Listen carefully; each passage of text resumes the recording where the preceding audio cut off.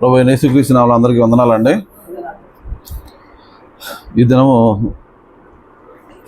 మన పాఠ్యభాగం 2వ దినవృత్తాంతాల గ్రంథము 27వ అధ్యాయాన్ని మనం చదువుకున్నాం. ఈ యొక్క అధ్యాయాన్ని చదువుకున్నప్పుడు యోతాము గురించి పోయిన వారం మొన్న ఉజ్జియా గురించి చదువుకున్న ఆయన మృతి చెందిన తర్వాత తన కుమారుడైన యోతాము ఏలన ఆరంభించినప్పుడు 25 ఏండ్ల వాడే యెరూషలేములో 16 సంవత్సరములు ఏలెను. ఇతను 20 సంవత్సరాలప్పుడు తన తండ్రి తర్వాత ఈయన రాజుగా వచ్చి 16 సంవత్సరాలు ఏలినట్లుగా మనం చూస్తున్నాం.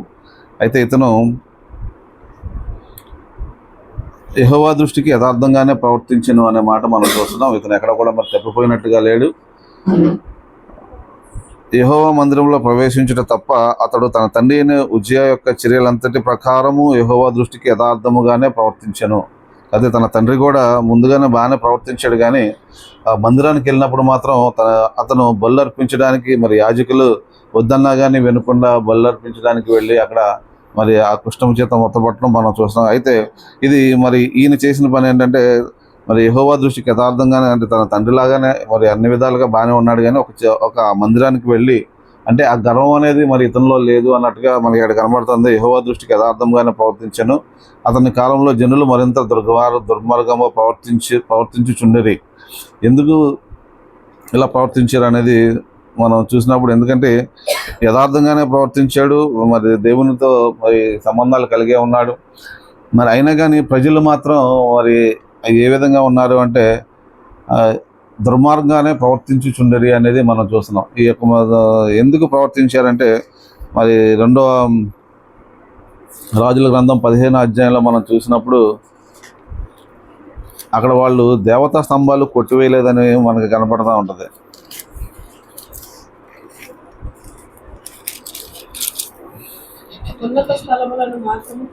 కొట్టివేయలేదు, తన తండ్రి కొట్టివేయలేదు, ఆయన కూడా కొట్టివేయలేదు.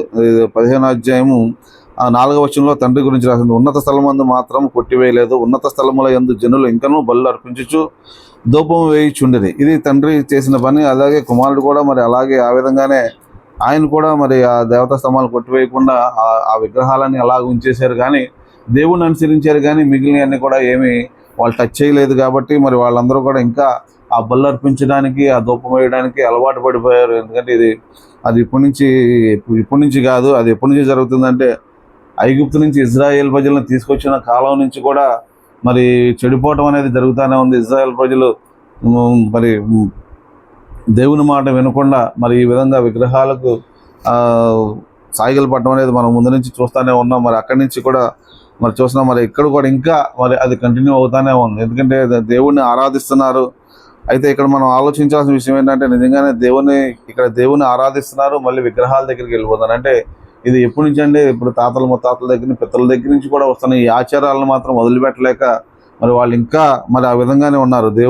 ఈ రాజు యథార్థంగానే ఉన్నాడు, కానీ ప్రజలు వచ్చేసరికి దుర్మార్గంగా ప్రవర్తించుచుండేది అనే మాట మనం చూస్తే నిజంగా ప్రజలు ఈరోజు ఎలా ఉన్నారు అనేది కూడా మనం ఒకసారి ఆలోచించాల్సిన అవసరం చాలా ఉంది. ఎందుకంటే దేవుని వాక్యం చదువుతూ దేవుడు తోడుగా ఉన్నాడని చెప్పి కూడా ఇంకా ఈ విధంగా అంటే ఇంకా ఎందుకంటే తాతల ముత్తాతల దగ్గర నుంచి ఉన్న ఆ వాటిని తీసివేయకుండా దేవుణ్ణి ఆరాధిస్తుండడం వల్ల ఇక్కడ అతని కాలంలో మరింతగా దుర్మార్గంగా ప్రవర్తించుచుండేది. ఆ విధంగా ఎందుకు ప్రవర్తిస్తారంటే దేవుణ్ణి ఆరాధిస్తూ కూడా అయినా కానీ దేవతా విగ్రహాల వైపు, అంటే లోపల ఉన్న ఆచారాలు బట్టి, లోపల ఉన్న దాన్ని బట్టి అంటే దేవునికి విలువకుండా మిగిలిన వాటికి విలువ ఇచ్చినప్పుడు ఈ విధంగా దుర్మార్గంగా ప్రవర్తిస్తూ ఉంటారని వాక్యం సెలవిస్తుంది. ఎందుకంటే కీర్తనలు 95:10లో ఈ మాట కనబడుతూ ఉంటుందండి. కీర్తనలు 95:9-10 చేస్తున్నాడు. అచ్చట మీ పితరులు నన్ను పరీక్షించి శోధించి నా కార్యములు చూసిరి. 40 ఏళ్ల కాలము ఆ తరము వారి వలన నేను విసిగి, వారు హృదయమును తప్పిపోవు ప్రజలు, వారు నా మార్గములు తెలుసుకొనలేదని అనుకుంటుంది.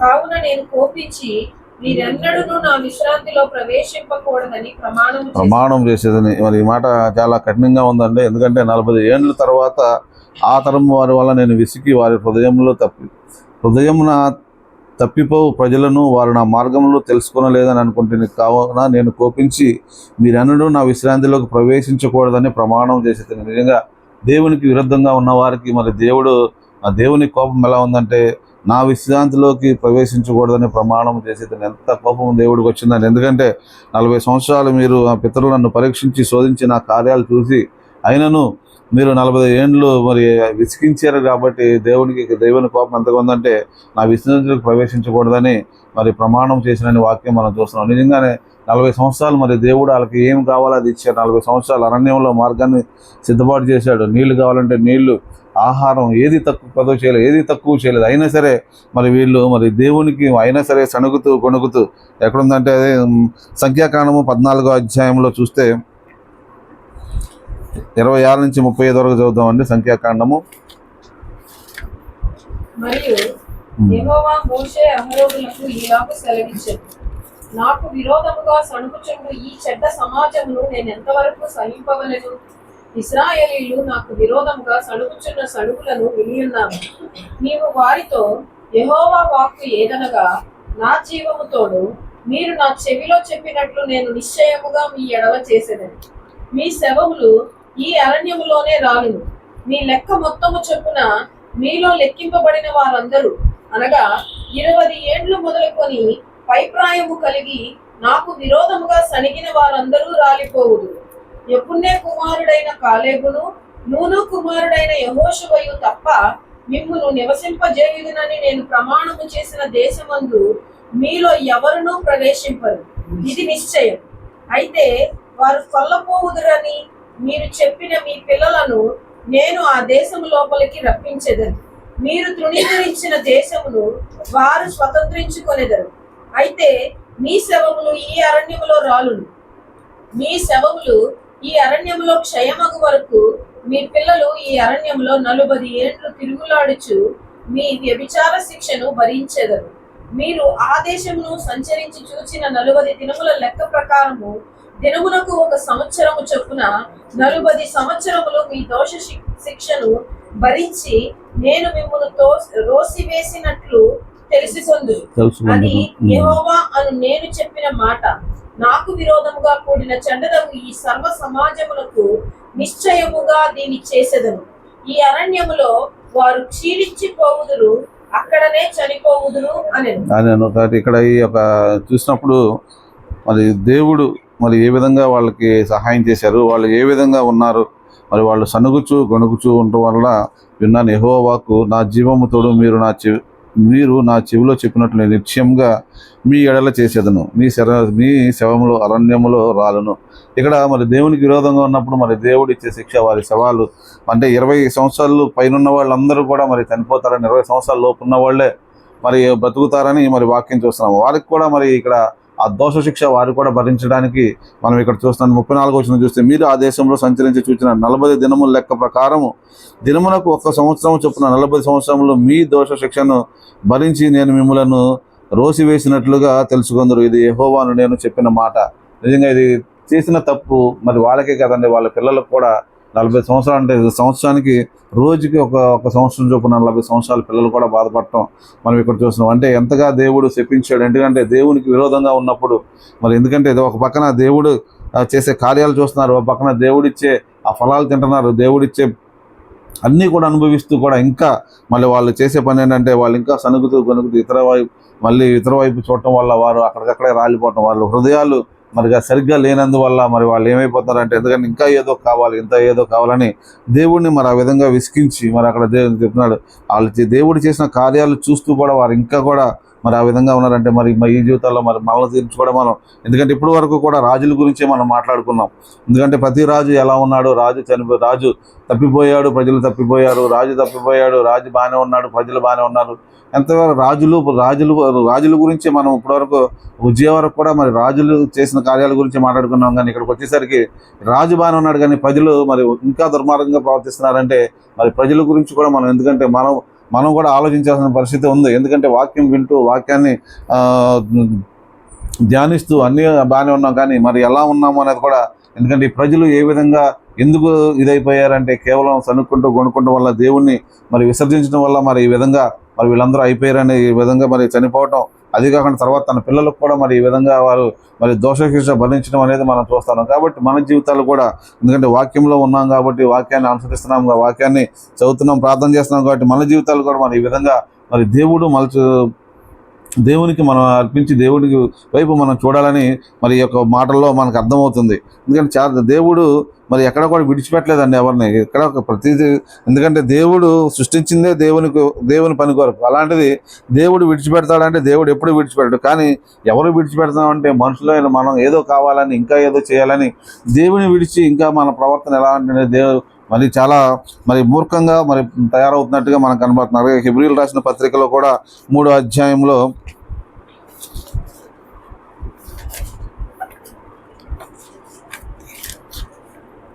3:10 అనుకోండి, 3:10. కావున నేను ఆ తరము వారి వలన విసిగి మీరెల్లప్పుడూ తమ హృదయాలోచనలలో తప్పిపోవచ్చున్నారు, నా మార్గములను తెలుసుకొనలేదు. నేను కోపముతో ప్రమాణము చేసినట్టు వారు నా విశ్రాంతిలో ప్రవేశింపరని చెప్పి 17 కూడా చదువుదామని. ఎవరి మీద 40 ఏండ్లు ఆయన కోపగించెను, పాపము చేసిన వారి మీదనే కదా, వారి శవములు అరణ్యములో రాలిపోయేవి. తన విశ్రాంతిలో ప్రవేశింపరని ఎవరిని గురించి ప్రమాణము చేసెను, అవిధేయులైన వారిని గురించే కదా. కాగా అవిశ్వాసము చేతనే వారు ప్రవేశింపలేకపోయిరని గ్రహించుచున్నాము. కాబట్టి ఎందుకు వెళ్ళలేకపోతున్నారంటే అవిశ్వాసం. ఇక్కడ చూస్తున్నారంటే దేవుడు మరి ఆయన ప్రమాణం చేశారంట, ఆయన నా మార్గంలో తెలుసుకోలేదంటే దేవునితో ఉన్నారు, వాళ్ళ హృదయాలోచనలు తప్పిపోతున్నారు. కాబట్టి వాళ్ళ హృదయాన్ని ఎందుకంటే హృదయాలోచనలు ఎంత సరిగ్గా ఉన్నా కానీ హృదయం సరిగ్గా లేనప్పుడు ఆటోమేటిక్గా తప్పిపోతారు. ఎందుకంటే హృదయం సరిగ్గా లేకపోతే మొత్తం అంతా కూడా మరి అన్ని విషయాల్లో కూడా తప్పిపోతారని వాక్యం సెలవిస్తుంది. మరి ఆ విధంగా తప్పిపోయినప్పుడు దేవుడు చెప్తున్న మాట ఎవరి మీద 40 ఏండ్లు ఆయన కోపగించను, పాపం చేసిన వారి మీదే కదా, వారి శవం అరణ్యంలో రాలిపోయాను. మరి ఈ విధంగా దేవుడు మరి అరణ్యంలో ఎంతమంది చనిపోయారంటే చాలామంది 20 సంవత్సరాలు పైబడిన వాళ్ళందరూ కూడా మరి చనిపోయారు. ఎవరు వెళ్ళారంటే పుణ్య కుమారుడైన కాలేబు మరి యెహోషువ తప్ప మరి ఎవరు కూడా మరి అక్కడ చూడలేదు. తర్వాత 20 సంవత్సరాల లోపల వారికే వారికి దేవుడు అవకాశం ఇచ్చాడు. అవకాశం ఇచ్చినా కానీ వారు కూడా మరి ఆ దోష శిక్ష భరిస్తూనే ఉన్నారంటే ఎంతగా దేవుని కోపం రగులుకుందో.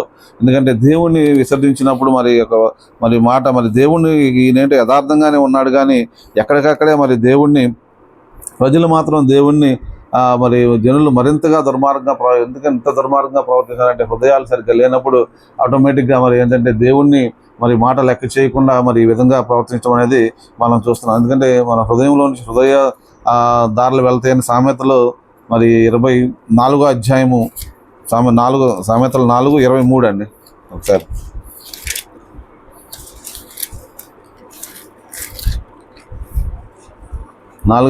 నీ హృదయంలో నుండి జీవదారులు బయలుదేరను, కాబట్టి అన్నిటికంటే ముఖ్యంగా నీ హృదయమును భద్రంగా కాపాడుకొనుము. మరి అన్నిటికంటే ముఖ్యంగా నీ హృదయాన్ని భద్రంగా ఎలా కాపాడుకోవాలి. ఎందుకంటే హృదయంలో మరి ఏదైతే నిండి ఉంటుందో మరి అదే బయటకు వస్తుందని వాక్యం సెలవిస్తుంది. కాబట్టి మన హృదయం దేని చేత నింపబడింది అని మనం ఆలోచించుకుని మన హృదయం దేవుని ద్వారా మరి దేవుడితో మరి ఆ దేవుడే మన హృదయాన్ని నింపాలి, వాక్యం ద్వారా నింపుకోవాలి, దేవుడిని మన హృదయంలో నింపుకోవాలి. ఎప్పుడైతే మనం అలా నింపుకుంటామో మరి దేవుని మాటలు కానీ ఆలోచనలు కానీ మనకు వస్తామంటే లేకపోతే ఇక్కడ ఎందుకంటే హృదయాన్ని భద్రంగా కాపాడుకోవాలి. లేదంటే ఏ ఆలోచన దేని మీద మన ఆలోచన ఉంటే మన హృదయం కూడా దాని మీదకే వెళ్ళిపోతూ ఉంటుంది. కాబట్టి మన హృదయాన్ని చాలా జాగ్రత్తగా కాపాడుకోవాలని మరి వాక్యంలో చూస్తున్నాం. కాబట్టి వీళ్ళందరినీ కూడా సరిచేయడానికి దేవుడు మరి ప్రవక్తలను కూడా లేవనెత్తారు. ఒకసారి యెషయా మొన్న ప్రేమ చెప్పింది, యెషయా గురించి చెప్పింది. తర్వాత చూస్తే హోషియా, తర్వాత మీకా, వీళ్ళ ముగ్గురు కూడా మొదటి అధ్యాయం మొదటి వచనాలు మనం ఒకసారి చదివితే యెషయా గ్రంథము 1వ అధ్యాయము 1వ వచనం అండి. 1వ వచనాలు చూస్తే ఉజియా, యోతాము, ఆహాజు, హిజ్కియాలు యోధారాజుల దినములలో యోధాను గురించి యెరూషలేము గురించి ఆమోజు కుమారుడైన యెషయాకు కలిగిన దర్శనము. యెహోవా మాట్లాడుచున్నాడు, ఆకాశమా ఆలకించుము, భూమి చెవియొగ్గుము. నేను పిల్లలను పెంచి గొప్పవారిని చేసేదిని, వారు నా మీద తిరగబడి ఉన్నారు. ఎద్దు తన కామందు నెరుగును, గాడిద సొంతవాని దొడ్డిని తెలుసుకొను. ఇజ్రాయేలుకు తెలివి లేదు, నా జనులు విమోచింపరు. పాపిష్టి జనమ, దోషభరితమైన ప్రజలారా, దుష్ట సంతానమా, చెరుపు చేయి పిల్లలారా, మీకు శ్రమ. వారు యెహోవాను విసర్జించి ఉన్నారు, ఇజ్రాయేల్ యొక్క పరిశుద్ధ దేవుని దూషింతురు, ఆయన విడిచి తొలగిపోయి ఉన్నారు. మరి ఏ విధంగా ఉన్నారు, ఎందుకు మరి ఇక్కడ ప్రవర్తనలు లేవనెత్తారంటే ఈ విధంగా ప్రజలు ఉన్నారు. వీళ్ళందరూ కూడా మరి దేవుని విసర్జించారు. ఇక్కడ అన్నాడు, ఎద్దు తన కామాందును నెరుగును, గాడే సొంతవాన్ని దొడ్డును తెలుసుకొని. ఎందుకంటే వాళ్ళు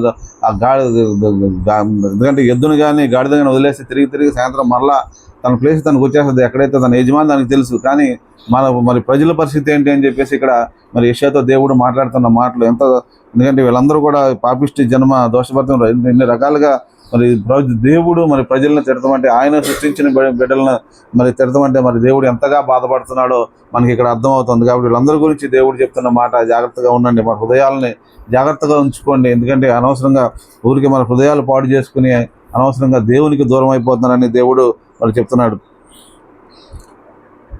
మరి అలాగే హోషియా గ్రంథం చూద్దామని. ఉజ్జియా, యోతాము, ఆహాజు, హిజ్కియా అను యూదా రాజుల దినములలోను, యెహోయాషు కుమారుడైన యెరోబాము అను ఇశ్రాయేలు రాజు దినములలోను, బేరీ కుమారుడైన మోషేయాకు ప్రత్యక్షమైన యెహోవా వాక్కు. ఇక్కడ కూడా మరి ఉజ్జియా, యోతాము, ఆహాజు, హిజ్కియా ఈ నలుగురు రాజులు అంటే ఆ ప్రజల గురించి మరి వీళ్ళని లేవనెత్తారు. ఇక్కడ మరి హోషియా ప్రవచించారు, వీళ్ళ గురించి కూడా మరి దేవుడు మాట్లాడుతున్నాడు. వీళ్ళందరూ కూడా చెడిపోయారు. ఇక్కడంటే వీళ్ళు వ్యభిచారం, ఇక్కడ మొదట యెహోవా హోషియా ద్వారా ఈ మాట సెలవిచ్చిన, జనులు యెహోవాను విసర్జించి బహుగా విభజించి ఉన్నారు కనుక నీవు పోయి వ్యభిచారము చేయి స్త్రీని పెళ్ళాలి, వ్యభిచారం వలన పుట్టిన పిల్లలను తీసుకును అని ఆయన హోషియాకు ఆజ్ఞ ఇచ్చాను. ఇక్కడ కూడా వాళ్ళు విపరీతమైన వ్యభిచారంలో ఉన్నారు అని చెప్పేసి ఇక్కడ హోషియాతో మరి దేవుడు మాట్లాడుతున్నాడు. అక్కడంటే శాంతం విసర్జించారు, ఇక్కడ కూడా విసర్జించడం కాదు, వ్యభిచారంలో ఉన్నారని చెప్పేసి చూస్తున్నాం. తర్వాత మీకా గ్రంథంలో కూడా ఏ మాటలు మనకు కనబడుతుందండి. యోతాము, ఆహాజు, హిజ్కియా అను యూదా రాజుల దినములలో షోమ్రోనును గూర్చియు యెరూషలేమును గూర్చియు దర్శన రీతిగా మొరష్తీయుడైన మీకాకు ప్రత్యక్షమైన యెహోవా వాక్కు. సకల జనులారా ఆలకించుడి, భూమి నీవును నీలోనున్న సమస్తమును చెవియొగ్గి వినుడి.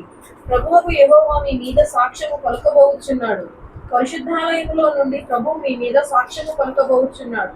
ఇదిగో యెహోవా తన స్థలము విడిచి బయలుదేరుచున్నాడు, ఆయన దిగి భూమి యొక్క ఉన్నత స్థలముల మీద నడవబోచున్నాడు. ఆయన నడువగా అగ్నికి మైనము కరుగునట్లు పర్వతములు కరిగిపోవును, లోయలు విడిపోవును, వాటము మీద పోసిన నీరు పారునట్లు అవి కరిగిపోవు. యాకోబు సంతతి చేసిన తిరుగుబాటును బట్టి, ఇశ్రాయేలు సంతతి వారి పాపములను బట్టి ఇదంతయు సంభవించు. యాకోబు సంతతి వారు తిరుగుబాటు చేయుటకు మూలమేది? అది షోమ్రోనే కదా. యూదా వారి ఉన్నత స్థలములు ఎక్కడివి? యెరూషలేములోనివే కావా? చాలండి. కాబట్టి ఇక్కడ కూడా మరి ఈయనతో కూడా మరి దేవుడు మాట్లాడుతున్న మాటలు చూస్తే మరి ఎలా ఉన్నారు ప్రజలు అనేది మరి ముగ్గురు ద్వారా ఎక్కడి నుంచి అండి, యోతాము, ఆహాజు, హిజ్కియా అంటే ఇక్కడ నుంచి చూస్తే మరి రాజులను పక్కన పెడితే మరి ప్రజలు ఎలా ఉన్నారు. దేవుడు మరి యోతాము దేవునికి యథార్థంగానే ప్రవర్తించాడు, ఇప్పుడు మనం చూసుకున్నాం. తర్వాత అంతకుముందు ఉజ్జియా కూడా ఆ మందిరంలోకి వెళ్ళక ముందు కూడా మరి దేవునితో మరి ఆ దేవుని ప్రత్యక్షత కొరకు ఎదురు చూస్తూ మరి దేవునితో యథార్థంగానే ప్రవర్తించినట్లుగా మనం చూస్తున్నాం.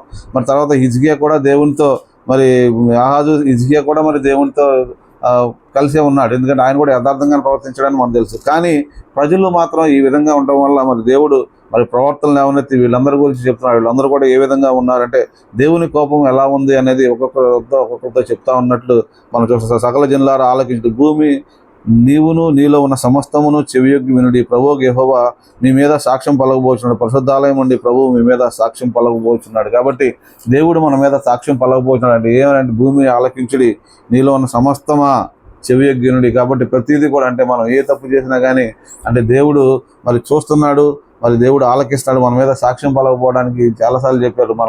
మన చెట్టు, ఆ భూమి, మనం నడిచిన భూమి, మనం తిరిగిన చెట్లు, మనం తిరిగిన మరి ఆరాధన చేసిన ఇల్లు, మనం నివసిస్తున్న ఇల్లు, ప్రతిదీ కూడా అంటే మనం ఏమి చేస్తున్నాము, 4 గదుల్లో ఉన్నామా, బయట ఎవరో చూడలేదు, ఏదే కాదు, కానీ సమస్తం మన గురించి సాక్ష్యం చెప్పడానికి ఈ రోజున ఒక సిద్ధంగా ఉన్నాయి అంటున్నాడు. యెహోవా మీ మీద సాక్ష్యం పరిశుద్ధాలయం నుండి ప్రభు మీ మీద సాక్ష్యం చేస్తున్నాడు. ఇది యెహోవా తన స్థలమును విడిచి బయలుదేరుచున్నాడు, ఆయన దిగి భూమి యొక్క ఉన్న స్థలం మీద నడవబోచున్నాడు. ఆయన నడవగా ఏమంటే అగ్నికి మైనం కలిగినట్టు పర్వతాలు కరిగిపోతాయి ఏంటంటే, లోయలు విడిపోతాయి ఏంటంటే, అది వాటము మీద పోసిన నీరు పారినట్లుగా అవి కరిగిపోవును. అంటే పర్వతాలు కూడా మరి ఈ విధంగా కరిగిపోతాయి అంటే దేవుని యొక్క మరి కృప, దేవుని అగ్ని ఏ విధంగా ఉంటుందో మరి ఒకసారి మనం ఆలోచించుకోవాలి. కాబట్టి ఈ రోజున మరి దేవుడు మనతో చెప్తున్న మాట ఏంటంటే మరి ప్రజలు విషయమే, మరి రాజుల విషయమే పక్కన పెడితే ప్రజలు ఏ విధంగా ఉన్నారు, మనం కూడా మరి ఏ విధంగా ఉన్నాం. మరి దేవుణ్ణి మరి పట్టుకుని ఉన్నామా, దేవుని విశ్వసించింది సణుగుతున్నామా, గొణుగుతున్నామా, ఇలాంటి చిన్న చిన్న విషయాలు మనలో మరి ఇంకా ఏమన్నా ఉంటే మరి ఇవన్నీ కూడా మరి దేవుడి ముందుకు వస్తే దేవుడు తప్పకుండా మనకి, ఎందుకంటే దేవుడు మనలో నుంచి మనల్ని, ఎందుకంటే ఇక్కడ వీళ్ళు చేసిన తప్పుకి మరి వాళ్ళు విశ్రాంతిలోకి ప్రవేశించరు అని దేవుడు తెలియజేస్తున్నాడు.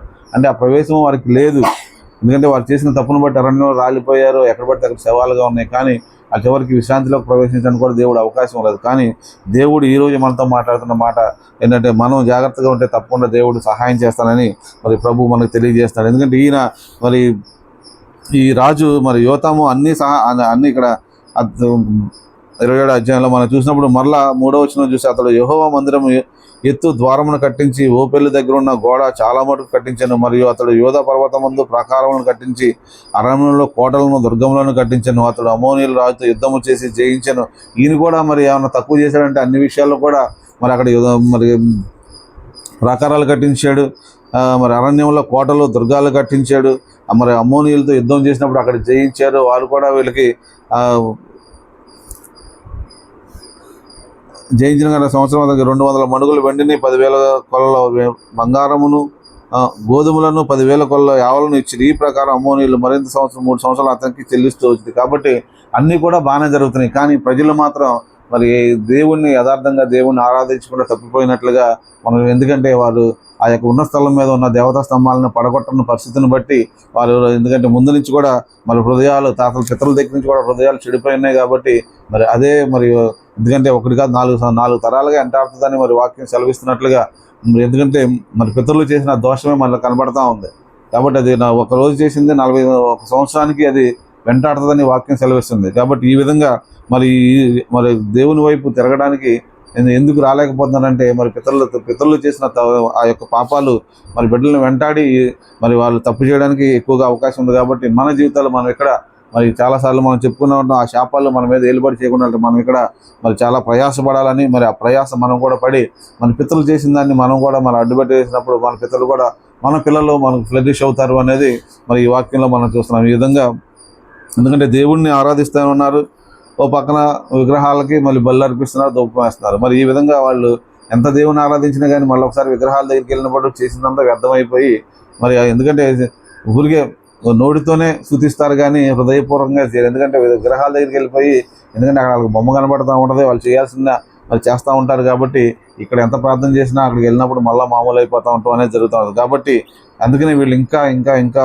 మరి దుర్మార్గంగా ప్రవర్తించి మరి దేవుడు మరి ఇచ్చే మరి అన్నీ కూడా మరి వీళ్ళు పోగొట్టుకున్నారు.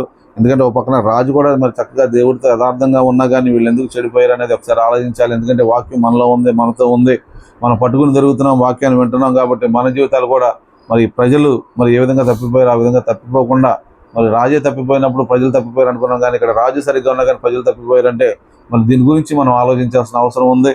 వాక్యం చదువుతూ మరి ఆ జ్ఞానాన్ని దేవుడు మనందరికీ ఇవ్వాలి. ఎందుకంటే వాక్యం మీద మనం నిలబడాలి, వాక్యంతో ద్వారా మనం మరి దేవునికి ఇంకా సమీపంగా ఉండాలని మరి హృదయపూర్వకంగా మరి ప్రతి ఒక్కరిని కోరుకుంటూ మరి దేవుడు తన వాక్యం దీవించును గాక.